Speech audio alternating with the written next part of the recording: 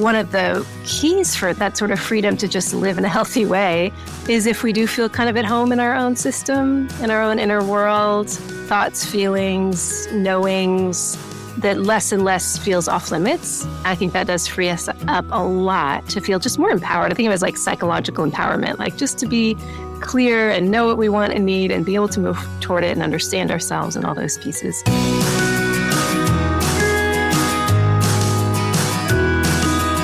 Hello and welcome back, or welcome to The Messy Middle, a podcast designed for people tired of chasing external methods to resolve our internal messiness. I'm your host, Andrew Horsfield. The purpose of this podcast is to have conversations with leaders and experts in their field who share personal and practical insights that you can implement to advance your career, company, and life. You can find out more or listen to previous episodes at andrewhorsfield.com/podcast. We all have parts of ourselves and patterns of behaviour that often don't serve us well. The angry outburst when we're frustrated, our inability to say no despite an already packed schedule, or sometimes a desire to over-control the family holiday plans. If you're tired of these parts of yourself holding you back, you're going to enjoy this conversation with Tori Olds. Tori is a psychologist who brings the complex concepts about how we think, feel and behave to life. In this conversation, we explore how the mental models we use to make sense of the world can both help and hinder how we work, lead and live. In particular, how we can surface those stories that keep us stuck so we might live with more vitality and meaning. It's hard to be successful without a level of self-awareness, and in this conversation, we'll raise your self-awareness about patterns of behaviour that may be keeping you stuck and how you can overcome them to experience personal and professional growth. It's time to listen to the engaging, wise and practical psychologist, Tori Olds.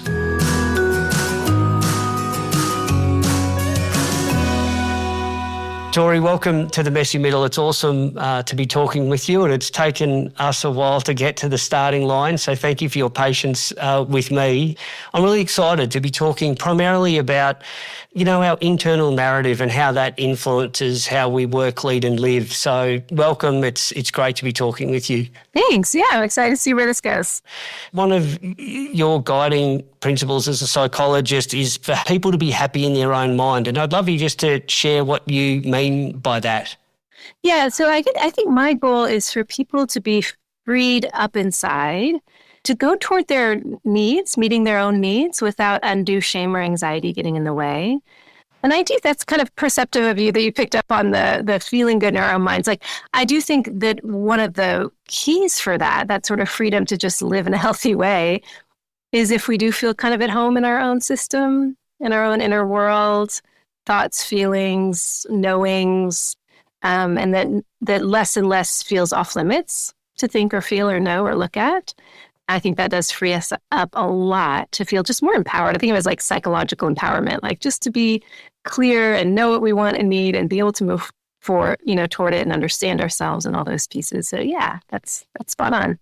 Why do you think that's important? I mean, why is it important that brilliant big brain that we have that can serve us really well, but also trip us up at the same time? Why is it important for you that you think how that's functioning is related to how well we're living? So in some ways, it's the super simple of like, there's an of course part, which is, of course, we need to be able to meet our needs. We need to be able to go for things and make choices that are empowering to us and align with our morals and that we're going to feel good about and all of those things. But there are pieces that get in the way of that are not because of any dysfunction or a lack in terms of our character, although it's easy to assume that that's true, that we're not doing the right thing because we're stupid or lazy or immoral or not strong enough. But that's not really ever the answer of why we don't kind of go for things that are healthy.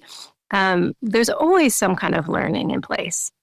So our brain picked up some kind of template, association, learning, phobia, you might even say, that says, oh, no, you're not supposed to do that thing. That's actually a healthy thing, setting boundaries, saying no, having our feelings, letting someone close. somehow something really healthy that we need to be able to meet our needs and other people's needs. Something healthy got kind of coded in our brain as shameful or dangerous. And therefore, when we go for it, something will block us, or we'll just get anxious trying to go for it. Yeah. Can you tell us how do those mental models get formed in our brain and, what makes some things stick and some things just slide and be forgotten in our experience? I'd love you just to tell us a bit more about how that happens. Yeah. So our brain is constantly trying to learn about reality, especially when we're young. I think it's learning about everything. Not everything has psychological relevance. It's learning that gravity exists and, how to walk. And it's learning all sorts of things. But in terms of psychological, there's really two pieces that the brain is picking up. One, it's wanting to map out so it knows how to predict or expect any kind of problems or dangers. So it's learning kind of what's safe and dangerous, basically, like what's good and what's bad. And it especially attends to the dangerous or harmful, and then it's trying to map out as soon as it locates or notices, ooh, that wasn't good. That was unsafe for my body, but really even one of the things the brain pays attention to most is unsafe for my relationships. I did something and it led to judgment or pulling away of love because that's what we care about so much for our survival. And then as soon as it notices something like that it detects as a problem, it's not only learning how to predict it's about to come, like, okay, what cues me that this danger is about to come, but it's also having to learn some kind of solution.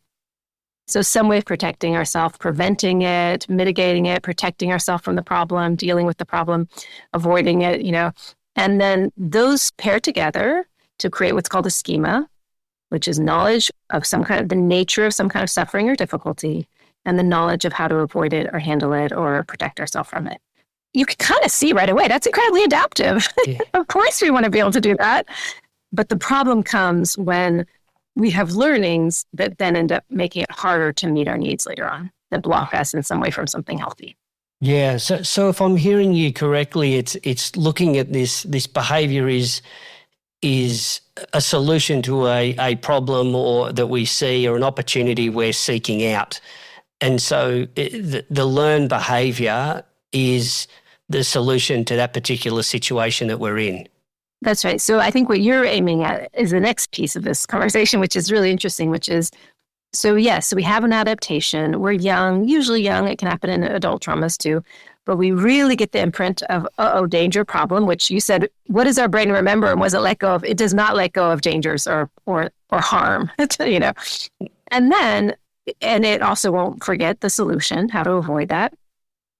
And while that might help us in the moment, almost invariably, when our brain comes up with some solution to protect us, there's a significant cost. I mean, obvious one would be if we learned we're never supposed to feel angry. So how are we going to never feel angry? Or we could shut down into depression. Or never supposed to, if I feel my aloneness or grief, I'll drown. Okay, I'll have a drink. It's like the way of managing that our brain learns almost invariably has some sort of huge cost, or either on an emotional level, behavioral level, we get into our patterns. And so what you're pointing out, which is so astute, is that when someone comes into therapy, or I myself do, with some kind of quote unquote symptom, a behavioral pattern or an emotional, thought pattern, a perseveration, whatever, that my working assumption is that whatever they're doing, even though they're claiming it as the quote unquote problem, is actually their solution unconsciously to some kind of problem that they unconsciously predict because they experienced it at some point in their life. Yeah. I think that's so insightful and powerful, Tori, for everyone listening, because I'm thinking about this in my role as a parent and as a consultant, where we so often look at a behaviour and judge that very quickly as good or bad, right or wrong. But if we can shift that to see, well, what is that behaviour in service of? What's it trying to get to? Then it opens up a whole range of possibilities where it's not good, bad, right, wrong, but the chance for correction or coaching or a better choice for that person that we're in front of to find a better solution if it's an unhelpful behaviour. We get a lot of these stories from our family context when we're young. Is that right? And can you walk us through sort of how those family systems and dynamics early help to shape these stories that we carry with us? Yeah, what I'm really find fascinating, because I think it drives us even more powerfully, is the unconscious, but you could call it narrative, schema, unconscious belief. Sometimes I think of it as. And sometimes they're stories we consciously tell ourselves. Usually they're pretty buried and we don't know what they are. We could be in agreement with our parents' view of reality, and we sort of encode their view of reality implicitly, even though that's not the only way. We could certainly learn what's dangerous, but that is one way we could, from just directly from the kind of cultural messages or our family or whatever. And one of the most common ones that we inherit that really is a schema that's simply, okay, I have to agree with mom and dad's view of reality, is shame, is that we're bad, that it's our fault. If parents hold a view that the kid is deficient or not enough, or it's their fault, or they're too needy, or they're weak, a lot of parents do shame their kids, unfortunately, even just treating them as if they don't have value, then what the conscious move for the child is to say, okay, I could either disagree and see that that's BS and makes no sense that a child is bad, we're just children, But if I do that, then I'm going to have to see that my parents are being abusive or just don't know me and see me, something really painful about my parents being at fault. And because that the brain will detect as a problem, because we need to stay connected to our parents, the solution is to just agree with them, adopt what you could call a narrative, adopt the idea that it's my fault, I'm bad, and just hold that, because it's a solution to the problem of, oh no, I can't look at mom and dad as being this deficient or this blind to who I truly am. That would be too painful. That's a problem. So I'll solve that by agreeing with them that I'm the problem. And there's actually a lot of ways shame can be a solution to problems, but that's one of the core classic ones. Like, okay, I'll agree with whatever. I just have to. There's an amazing amount where kids are psychologically feel safer to agree with mom and dad. I guess I usually don't use the word narrative. That might be one where it really kind of fits. It's their story. But often how these things get picked up is just through seeing them come together. It's like in time and space. I did this and I was punished or made fun of, or it felt bad, or I let myself feel and I was overwhelmed. And our brain just links it together unconsciously, almost like conditioning. So it doesn't have to be, we're not talking about trauma necessarily or something really significant that happened to someone negatively. It can just be these lessons that we were learned through the family holidays and how we spent time, right? Is that a reasonable assumption? Yeah, right. It's all levels, from the very surface, easy, surface level, to deep levels, all the way to what we learned during trauma. Like one big moment, we can have one experience where it's really difficult, big trauma. We just have lots of little experiences over time where we just see, okay, it seems like mom pulls away a little bit when I'm upset, and we just see that repetitively like a pattern. And our brain is just amazing learning patterns. So it'll pick that up, not consciously, and it gets stored in implicit memory. That's why it's not conscious. It's not because it's so repressed. I mean, we can learn to repress things, but I do very much believe in the unconscious mind, but it's not exactly the way maybe that Freud or someone described it. I think of it much more like how the neuroscientists would talk about it, that much of our cognition is unconscious because it's based on implicit memory. Yeah. What's the language that you would use for this about some of those mental models or schemas that exist? I really do love the word narrative. The only reason I wanted to separate it a little bit is I think it's easy for people to stop with the conscious thoughts. Yes. Do you know what I mean? Or think the things I'm consciously telling myself, the stories I make, and so, or even kind of a deeper one, like something like shame. You could say, I have a narrative that it was my fault when mom left when I was 9. But even that doesn't fully pull up there's a layer unconscious underneath that if you want to change that narrative has to be changed, which is, oh, I feel scared to not blame myself for mom's leaving at 9. Because if I don't blame myself, I blame her. And then I lose any sense of connection to her, for love. There's a lot of talk in psychology and like narrative therapy and like of just like, oh, the conscious self-talk, So just that's the only is just separating it from that. Like, okay, that's positive to change. But usually the thing that we need to change is getting to the unconscious stuff first. How much of our identity is those things that drive us at that deep level, and how much of our identity is forged from those experiences? So I'll just use some IFS theory. It stands for internal family systems. It kind of cloaks what we've been talking about with these schemas or unconscious beliefs. Instead of just calling them a schema, like what you said, instead people are choosing to call them parts. I have a part of me that's insecure. I have a part of me that can't say no. Like I have a part of me that really cares what people think about me and will do anything to sacrifice whatever. I have a part of me that can really rage. Sometimes it just gets triggered and I'm yelling at my kids and I don't like that.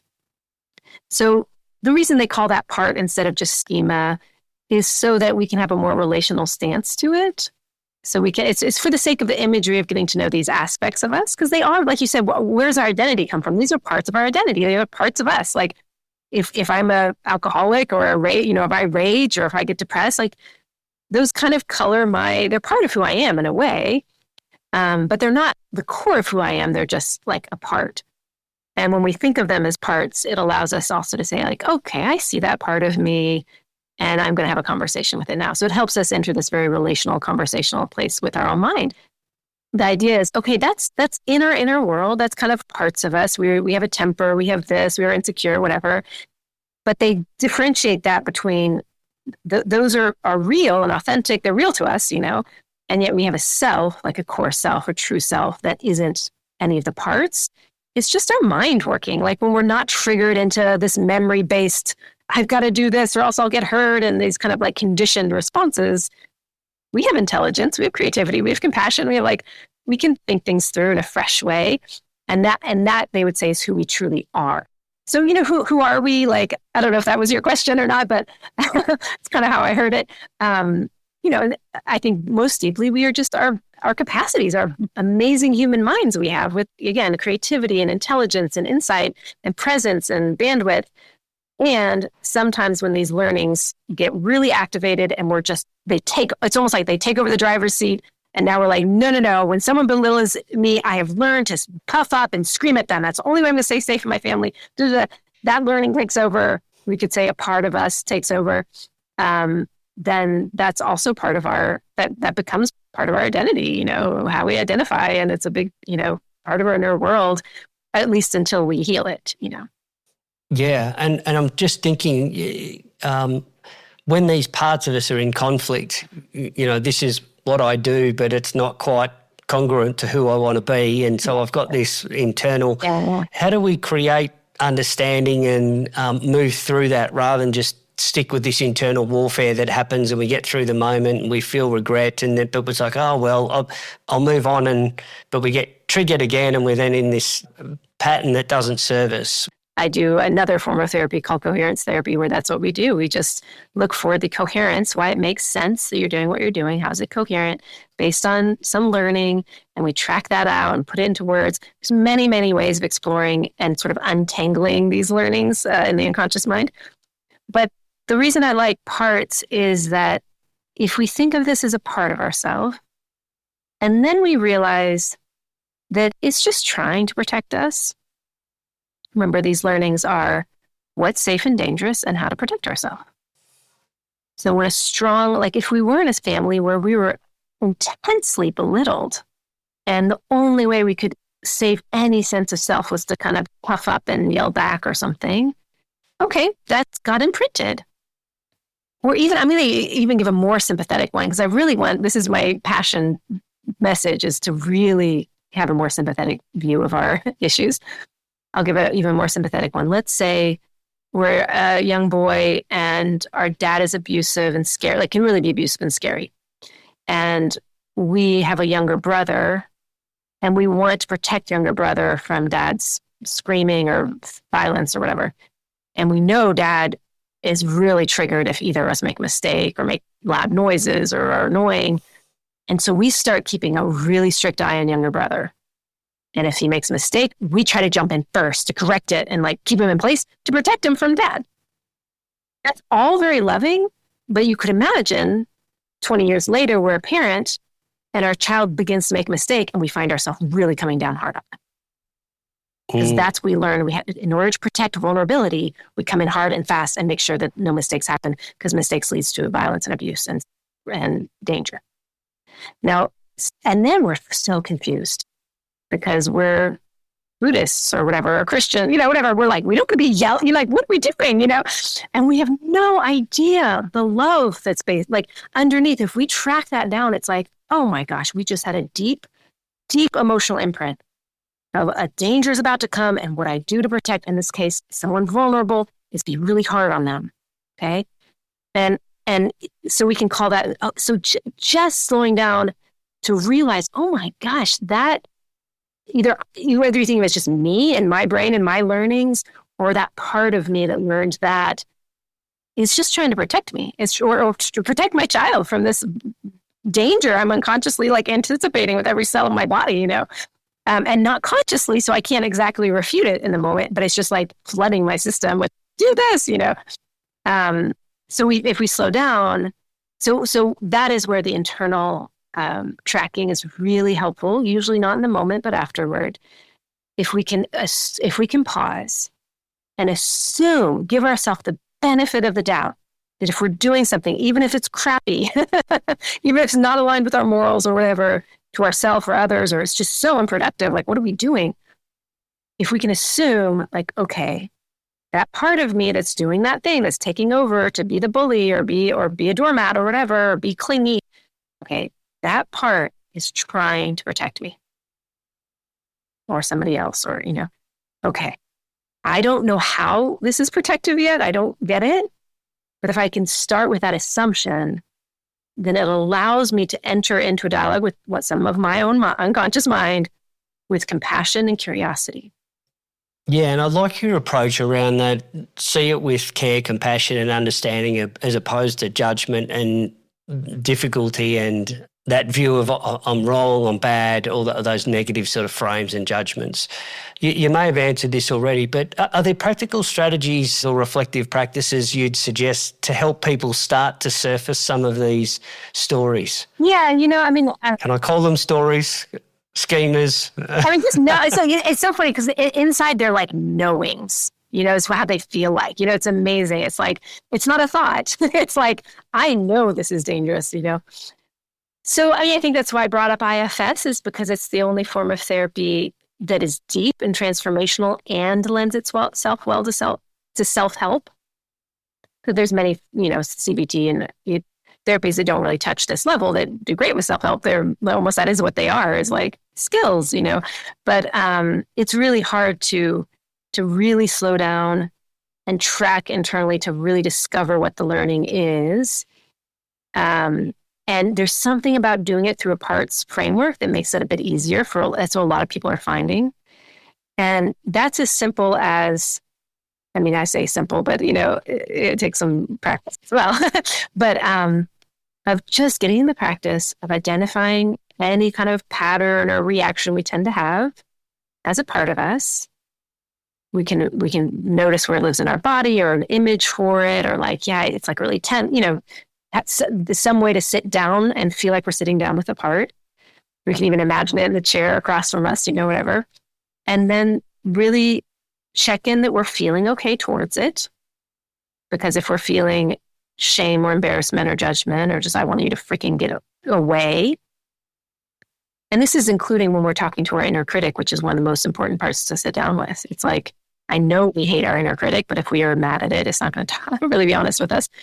So we try to sit down, find some compassion, and then there's steps for that, because that's a step in and of itself. But if we can get a kind of clear-headed space where we really are genuinely curious about ourselves and all parts, even our inner critic, and we sit down and say, okay, if you're criticizing me like this, or pushing me to be perfect, or pushing me to do drugs, or pushing me to whatever, okay, if you're doing that thing, I don't like it.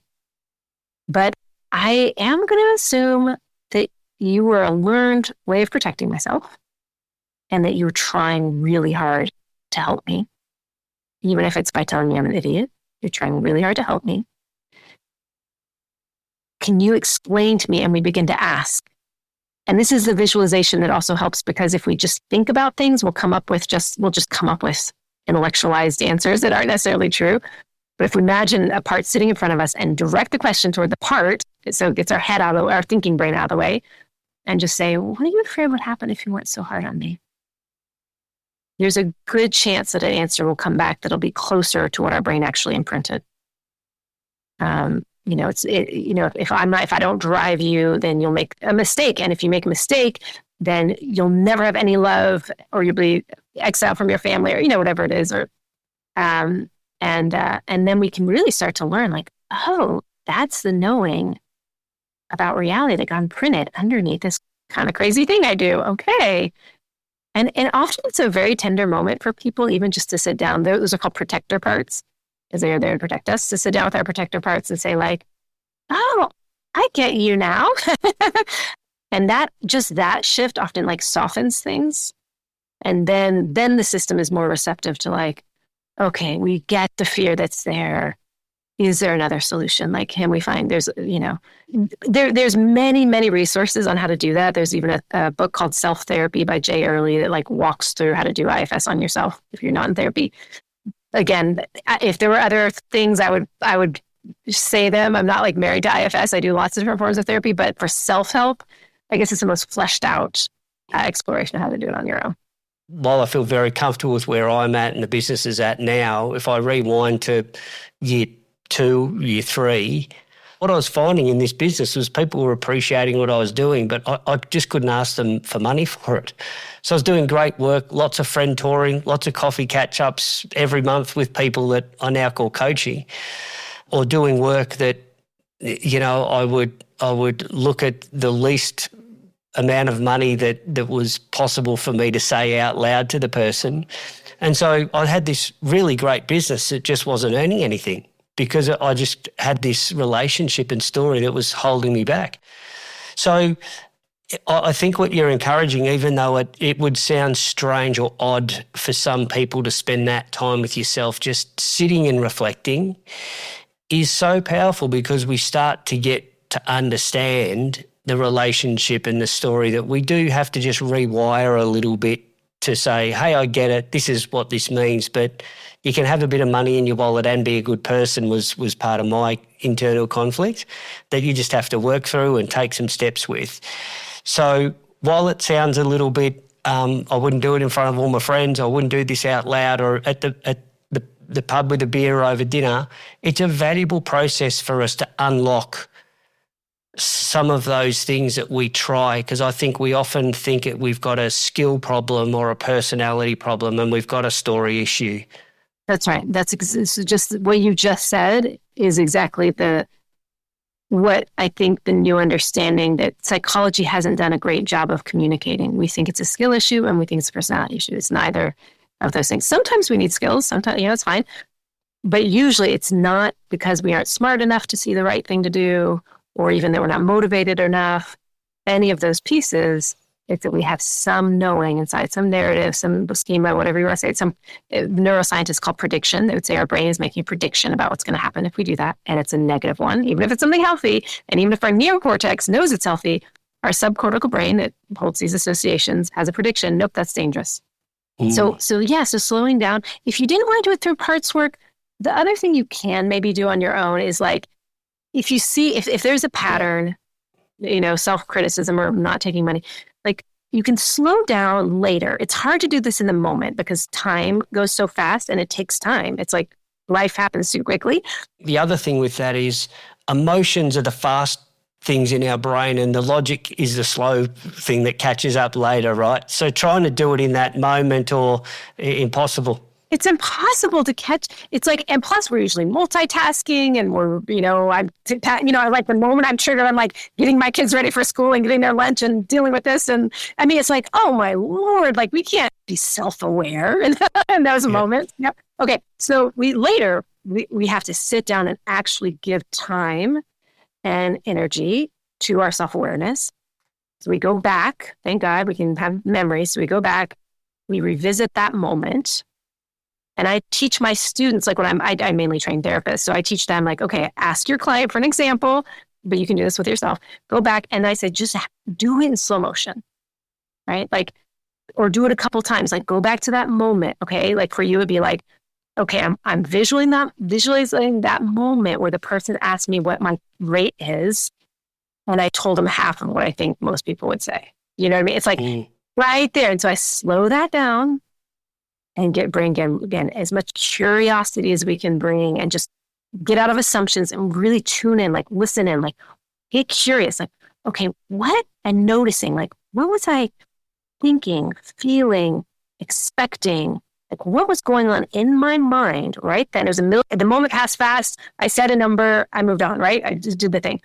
But if we go back and say, okay, I'm going to connect to the me of that moment, or you could think of it as a part, whatever, but the me of that moment, it was activated. Like, okay, so what was going on in my mind right then?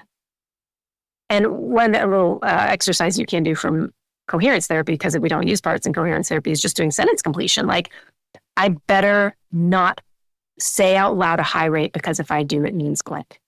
And you say that sentence 10 times and just kind of keep letting your mind fill in the end of the sentence, and something will pop out of your mouth, like, because it means I'm so selfish, something will come, and then track in, like, okay, where did I learn that? And does it feel important to hold on to that for other reasons that are schemas? Like, that's what makes me part of the family. If I if I separate too much, like, am I still part of the family? And then there are other pieces, but sometimes sentence completions can be really helpful also. Yeah, I really like that. And for people listening, the other thing I found helpful, because I enjoy this sort of work. I find it, one, I like learning about myself. Two, I like being curious about why the hell am I doing certain things a certain way. And so I think when you start asking yourself these questions, it becomes less sort of therapy and it becomes more therapeutic. That's been my experience of just, oh, wow, that's really interesting. I can change that and I can have a different experience out of that, which comes with growth and things that for me personally I really enjoy. And one of the questions I found helpful to ask myself is, what behaviour is that serving? That may also be helpful for people as a way of, maybe it's the short division of what you're potentially suggesting. That's the ethos of it, though. How was this helping me, or at least did I believe it was helping or protecting me? And that's the because we look at the costs and we berate ourselves for that. I was so stupid. I'm eating too much. Like, why am I doing that? Why do I binge? Why do I do this? Why do that? And we're so aware of like why it's bad, usually, that then say, okay, but if my brain is choosing something, it actually thinks it's the best thing. Our brain never purposefully makes the wrong choice. Yeah. And I don't think we reflect on that enough. Yeah. Like, our brain is literally incapable of making a choice it thinks is wrong. So if it's you know what I mean? It's like, our neocortex might realize it's wrong because we're very smart and intellectually we can see that. But our neocortex is probably like the least impactful, of our actual choices, So it's like, no, deep down, there's an imprint, there's a knowing. We are wired to have it be unconscious just for literally to save glucose and time. We just automate these things like, oh, we already know that one. We're not even going to think about it. We're just going to do it. We ingrain it. There's lots of reasons it's just more efficient for the brain to work that way. And if we slow down, we can make it conscious. It's actually not hard to make it conscious. Although it does sometimes take support and learning, But, and then what we didn't know until 20 years ago, we thought once something was imprinted in the implicit memory, an association, a prediction was made, like, oh, okay. They study this with like rats in the lab. They'll do fear conditioning, right? They'll have the sound of a bell and then a shock, and then they realize, oh, now that they're scared of the bell sound. It's like simple fear conditioning kind of stuff. They thought once something was conditioned in that way, you couldn't uncondition it. Like, it was just imprinted in the brain now. But 20 years ago, they realized you actually can dissolve the memory or neural network that predicts it's bad if I ask for money or whatever, or reorganize it in 2 seconds if the conditions are right for something called memory reconsolidation. And that's a big topic right now. There's a video about it on YouTube if you want to learn about it. But all the deep therapies are experiential therapies is kind of the ones that aim at this. IFS, motion-focused therapies, lots of different experiential therapies. but they're all aiming at creating the kind of conditions that actually unlock the proteins that hold those knowings and predictions in place so they can be totally dissolved, which is what the science of a therapeutic breakthrough is. And that's very different than just slowly learning skills and trying to make new choices. It's like you can decisively actually break that association. Yeah. But it can't, if we're purposeful about it. Yes, exactly. And I think that's a really great word about being purposeful about this. It doesn't have to be, brokenness or having that sense of self-awareness and support of yourself and a bit of self-compassion as you go through this process or ask these questions, I think is really important. How do we know the difference between just a legitimate struggle that we're in versus something like this that is holding us back? How do we separate those two things? No, it's a great question because sometimes life is just hard and we're feeling stressed and anxious because we have a real challenge that there's actual dangers. So, I remember when I was young, so I was raised by 2 psychologists and everyone I know in my whole life is a psychologist, my husband, sister, so I grew up with this. And my mom told me one time, she's like, mental health is just like, this is a little simplistic, but this is what she told me is like having feelings that just match what's happening. So if someone just died, like you're sad about it. It's not like mental health is always being happy. It's just your response makes sense. It's a match to the what's actually happening. So if hard things are happening, you may not feel great. That doesn't mean that's not a mental health problem. It's just a life problem, And if we have a feeling and we're curious which one, we just ask we can really just ask inside. It's like, gosh, any kind of question we just ask internally, whether it's a part or just asking the feeling or asking yourself, asking your heart, however you want to think about it. We just want to ask the question in a way that actually opens an answer to come and not just thinking about it. Like, gosh, what is the sadness showing me? And if what it's showing you is a real need that's not getting met, and that's real, that's true. Like my husband's been working too hard. I have been, and we haven't had time together, and the sadness is showing me that, and that's real. Then that's a present day healthy sadness that's doing its job of alerting you to a need. Again, if it's sadness because that's like, okay, what it's showing me is because no one's ever going to love me or something, that's like, whoa, well, how do I know no one's ever, then we realize that, okay, there's a learning that's bringing on this feeling or behavior. Okay, now we have healing work to do. What about when I'm stuck and I say, well, I yelled because Tori did this to me and she said this, and so I'm justified in that response because you did this to me? Somehow some self-awareness is going to have to come online about that. And sometimes people have to be hit with some pretty hard reality occasionally to pop, oh crap. Like, they'll see a pattern, like they'll have one partner and then they blame their partner. And then if it's like 5 relationships in and it's like, what's the common ingredient in all of these? It's like, so we learn through life sometimes we learn through people. Yeah. Being challenged, a therapist even could challenge you on that and be like, okay, because that's step one. Until you can't really begin to heal something until you explore, okay, there's something curious. I'm having a curious reaction or pattern here, and just being willing to own that. And then you can explore what's underneath. Yeah, nice one. It's those sort of life lessons that keep coming up because we haven't quite learned them yet. At some point we'll get it. And maybe that's a good reminder for people listening in terms of if they do want to start thinking about this, or it's got them thinking, maybe it's those recurring patterns, big or small, that they keep bumping up against that they're finding challenging, like the ability to not say no for one of my clients, or for me 15 years ago not being able to charge what my value was. That then maybe that's the starting point for people to say, just pick one and start playing around with these ideas without any expectation of enlightenment or breakthrough, but just explore and give yourself permission. Learning how to explore the inner mind, I think, is really rich and fruitful, and it's exciting. It's more, I think we actually find ourselves pretty fascinating once we get in there. And so I think it brings a lot of color to life. I couldn't agree with you more. Before we wrap up, is there anything that I haven't asked that I should have in relation to the conversation that we've had, or something that I've missed, or I've really found it a great, enjoyable conversation to unpack. And some people will love it, and some people will be driving off the road. I do try to talk a lot about science on my channel, so you don't have to take my word for it. But if it does feel too woo-woo, just keep an open mind and just learn a little bit about the science of how the brain works, because the unconscious, we know what that is now in the brain. That's not woo-woo.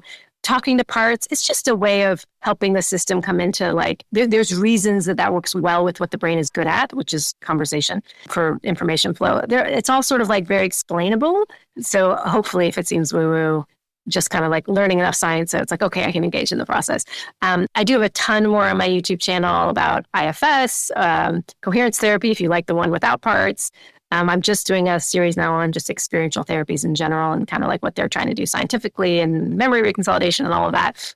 To me, it's like a revolution in the field of psychology, this whole, with the brain science and then the experiential techniques, we're finding it's possible to do deep work much faster than we had known in the past. Yeah. And look, the YouTube channel is brilliant for you taking often very complex concepts and bringing them to life in a real way. I'll put links to the YouTube channel and your website, obviously, but where can people find you if they want to find out a bit more? Yeah, that's the best place because it's free. YouTube, Tori Olds, or maybe it's Dr. Tori Olds, I can't remember. But if you find me there, and then, if you're a therapist and want to actually train, that's a different thing. So you can go to my website, toriolds.com, and learn about, EMR online videos or my 6-month core training group.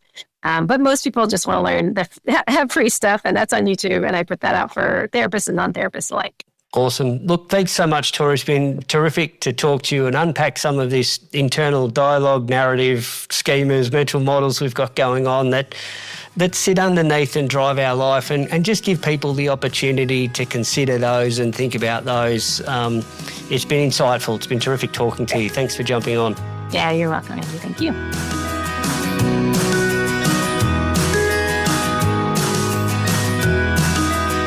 Two quick things before we wrap up.